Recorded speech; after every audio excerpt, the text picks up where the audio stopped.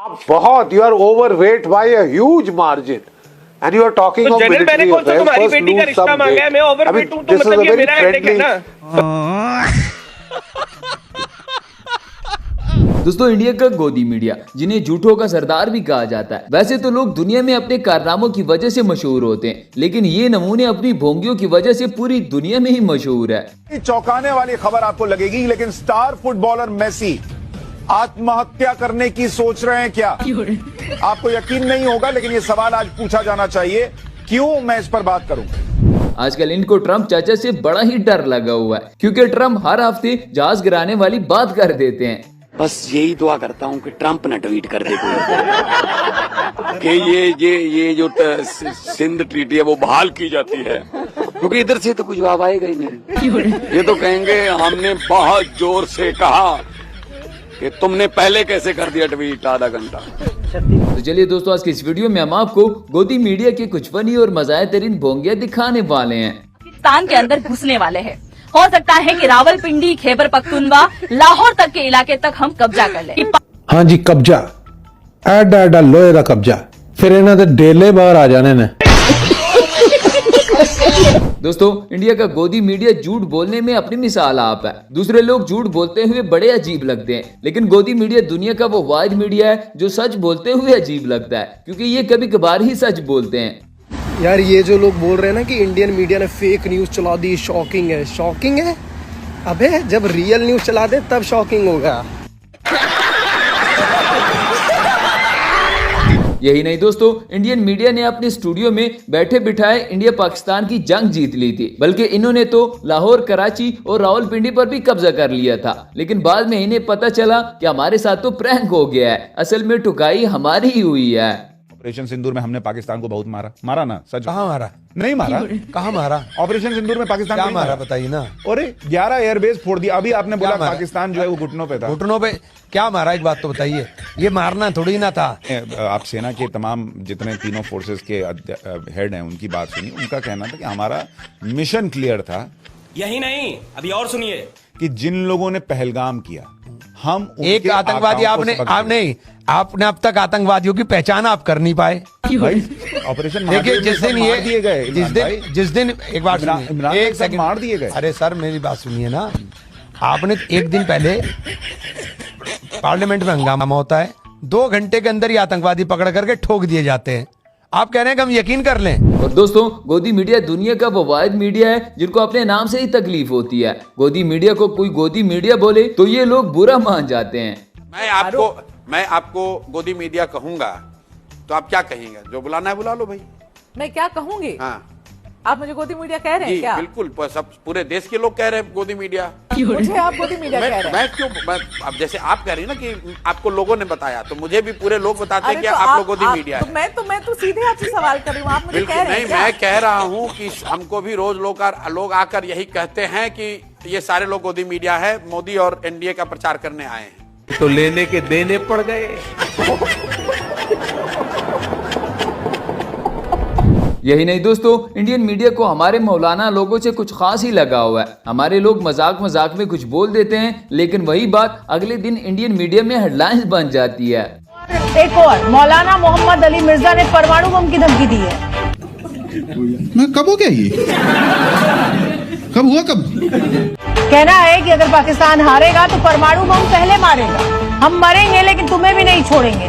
सुन लेते हैं इस मूर्ख को भी।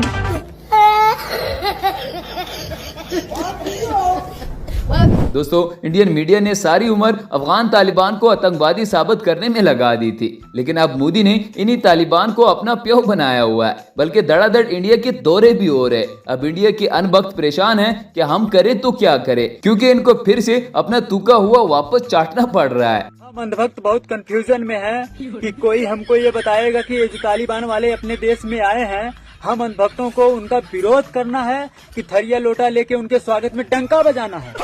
बनाया तुमको। अब जरा ये वाला सीन ही देख ले, जब अफगानिस्तान में तालिबान हुकूमत आई थी तो मोदी की ये चमची कैसे चीख रही थी। उस वक्त इसको किसी ने तते तवे पर बिठा दिया था और जिसका धुआं हर जगह से निकल रहा था। नमस्कार, आप देख रहे हल्ला बोल, आपके साथ मैं हूं अंजना ओम कश्यप। अफगानिस्तान का संकट पूरी तरह से गहरा चुका है, तालिबान का कब्जा हो गया है और इसी के साथ पूरे विश्व की चिंता है कि अफगानिस्तान का अब क्या होगा, क्या वो आतंक का गढ़ बनेगा कट्टर तालिबान के जरिए। हम आपको दिखाएंगे तस्वीरें एक के बाद एक जो आ रही हैं। America fail. चलिए अब हम भी आपको कुछ तस्वीरें दिखाते हैं कि किस तरह आज पापा की ये परी इन्हीं तालिबान की तारीफें करने पर मजबूर है। नमस्कार, आप देख रहे हल्ला बोल, आपके साथ मैं हूं अंजना ओम कश्यप। अफगानिस्तान का संकट पूरी तरह से गहरा चुका है, तालिबान का कब्जा हो गया है और इसी के साथ पूरे विश्व की चिंता है कि अफगानिस्तान का अब क्या होगा, क्या वो आतंक का गढ़ बनेगा कट्टर तालिबान के जरिए। हम आपको दिखाएंगे तस्वीरें एक के बाद एक जो आ रही हैं। अमेरिका फेल, आतंक का खेल। अफगानिस्तान में 20 सालों बाद तालिबान फिर ताकतवर हो गया है।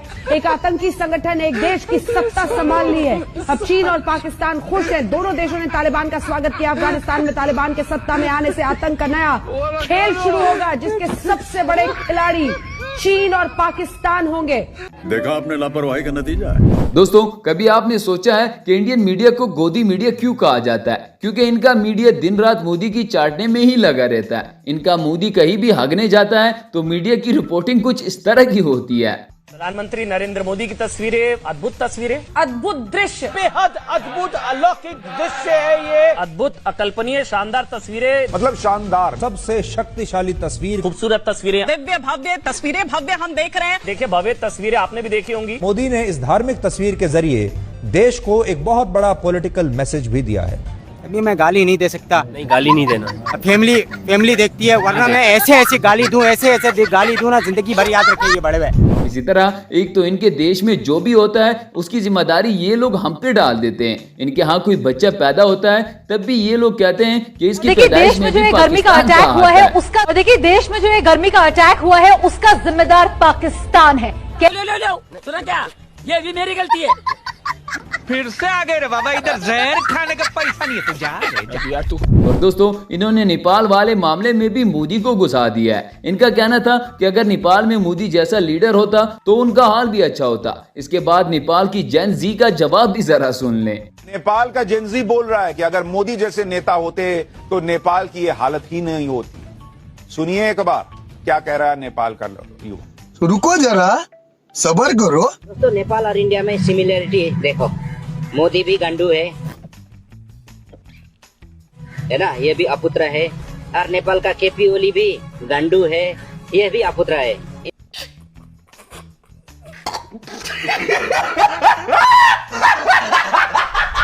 दोस्तों, इंडिया का ये गोदी मीडिया मोदी को भगवान साबित करने पर तुला हुआ है, क्योंकि इनको लगता है कि मोदी को पूरी दुनिया जानती है, लेकिन ये जहां भी जाते हैं बेचारे जलील ही होते हैं। तो Modi, this is a lady, I will ask to her, she knows Modi, prime minister Modi, excuse me,